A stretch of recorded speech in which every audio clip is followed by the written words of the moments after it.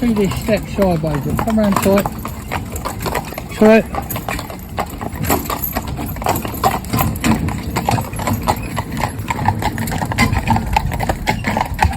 There's so many things that you can help horse to understand the world we're asking him to live in every time we take it out. Now, you say, well, what do you mean? Well, what I mean is this. We'll take a mark on the road. That's there. I'll just stand in front of that. I think that's just keep. Oh, where is this? Keep there. Just in front of it, there's a little black dot with a line coming off it, yeah? So I'm going to put his feet.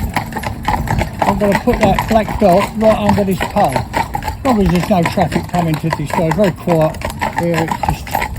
So I'm going to steer him there, so he's going to go. So you say to me, well, what's that about? Because he's going where I'm asking him to go. So I want the pole to go over there, like that, right? And you can walk as tight as that to it. That's a little competition you can do yourself, which sounds silly, but you're driving it and you're steering it. So you must be getting it right. Same as this one. I'll open them up a bit wider, see if we can get past that one. Yeah, you see? So all the things, every time you go out, there's something else that you can do with your horse that will benefit the horse and you. So you say, well, would that, yes, it would matter, because if he's never been over it, or you control him over it like that, he might just be coming down the road and shy at it.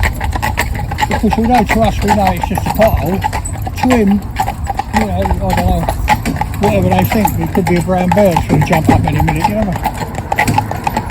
Like the worst thing in the world is, oh baby, there's the worst thing in the world, walk up darling, if someone's dropped a coat or, you know, something like that, you know, big heavy jacket on the road. I don't mean necessarily a luminous jacket, reflective jacket, but he drops it on the road. They cannot fathom out what that is. Not for the life of them. This is a queer shape. It shouldn't be there in their world, should it? It should be different colours of greys and blacks this road, but it certainly shouldn't. That's why when you said they've sprayed it with an aerosol spray to say, you know, this one wants doing and like that type of thing, they go round it. Well, if you see that, that's exactly what you want to do. But if nothing was coming and it was safe to do, I'd go over that dot, put one either side, yeah? One on either side. I'd put his feet over it and not the other one. So up here he's very quiet this time of day. It's not busy at all. Come over. Good boy. Let me go. So I ain't doing this more range of slack. But you know, them horses will keep going down there and keep, you know, neither of them will put their foot on that broken white line till I say them come off. Look, otherwise you go straight up the curve, see? I've got to pull them off there. So that just shows you your bit of skill and develops your rein handling and the control of your horse over something as silly as that. But it's no different if I'm in the arena and I've got, so we just take that one thing.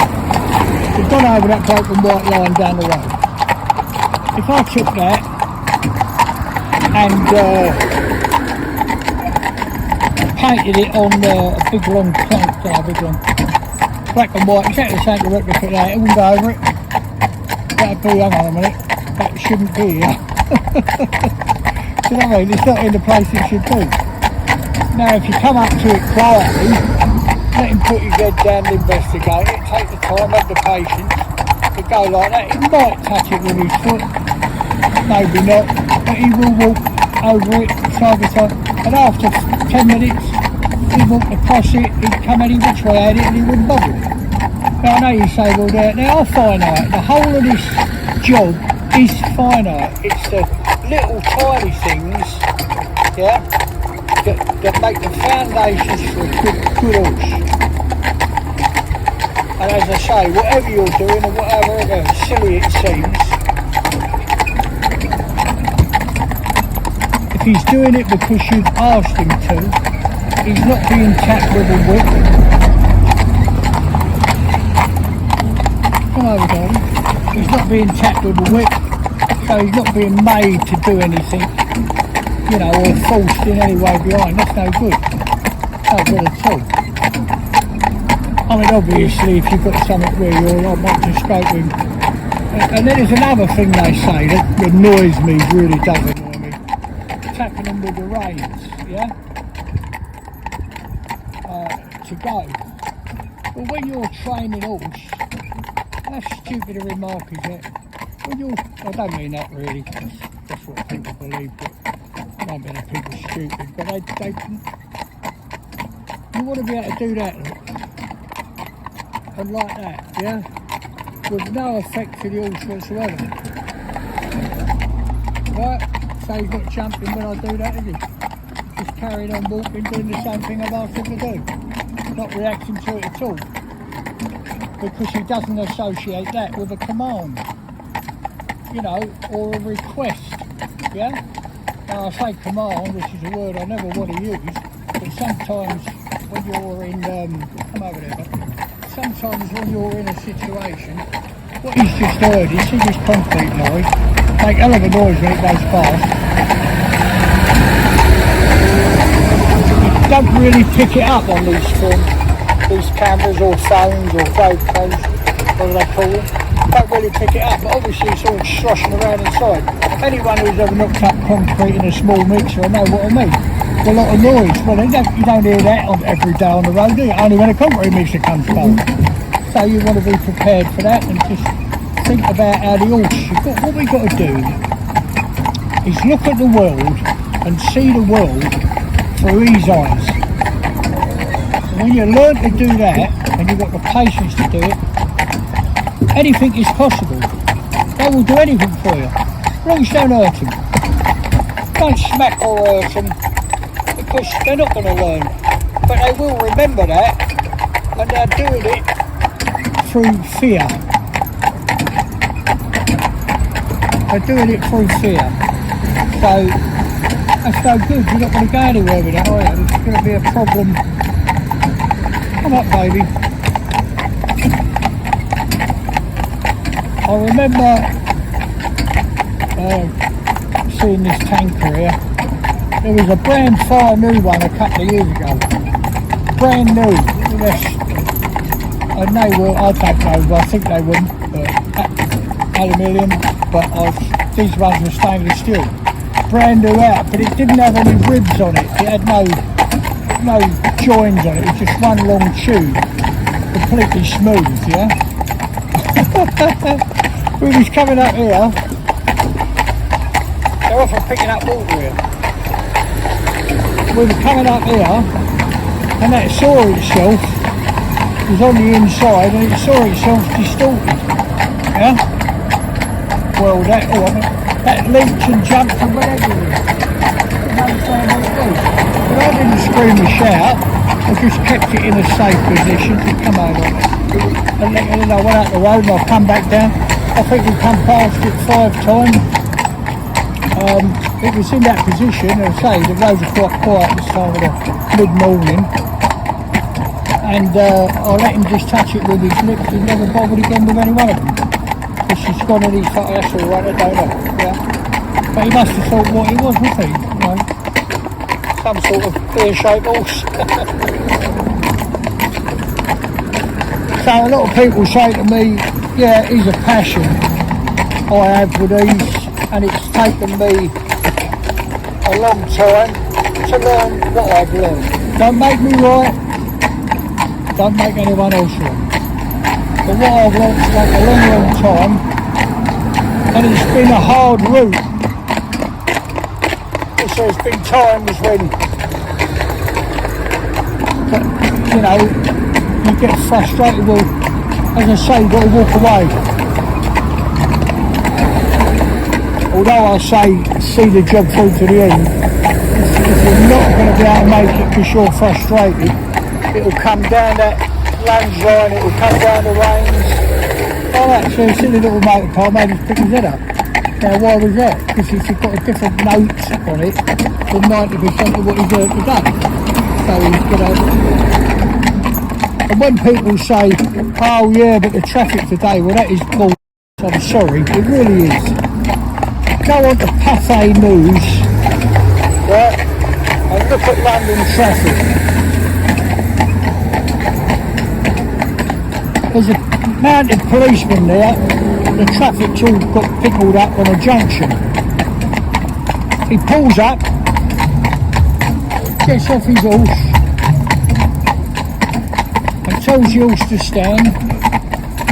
No reins tucked behind the saddle or anything like that, just hanging loose. He walks out 10-15 foot away from him. This is the time when they had them, you know, 30s. So they had, you know, still had around lorries running on steam, they were still about. Then,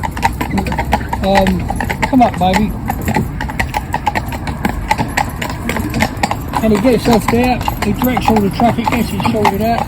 That horse doesn't move 1 foot. 1 foot. And motor cars were unusual, rare. But they were working. I can remember when I worked at Young's for a while when I was young, with a great man there that knew the job inside out. And when I asked him a question, he wouldn't be telling you. He said, I'll tell you something, son, the best thing you can do is find out your own way. He said, because all that ever happens is, I'll give someone a, you know, they ask me my opinion, I'll give them my opinion. They don't carry it out in the way that you've said. They don't put the time and effort in that's required, and they mess a good horse up. So he said, I don't do that, you know, which I respected. But he was a master of his craft. He could, you know, turn horse out and drive the team, do, you know, do the job properly. Come up. I went up the loading bay. I wasn't really supposed to drive, but my drayman I work with, the person that goes with them and unloads and loads, called a trouser. I think that's the official name here from years ago. Trouser. Look it up. I think that's how you pronounce it. Anyway, I got them up to the loading bay, and there's a steam lorry. Parked in there, going away to open up the pub. Right, so they're loading him up, he's got all the chains underneath, all the gears, like that. And I come up and I said to the fellow, I said, what's what? He said, just carry on, like there's, you know, like it's not there. And sure enough I did. And they backed into that lay-by, so the back of the tray was on the loading bay, and it was absolutely pretty to watch. Not because I was doing it, I was a young lad, I was as proud as punch. But it was the training of the horses that made it possible. Right. So, Nero's the next schoolmaster if he makes the grade. I don't know what classroom he's in at the moment, I can't make it either. But he's definitely come out of nursery anyway.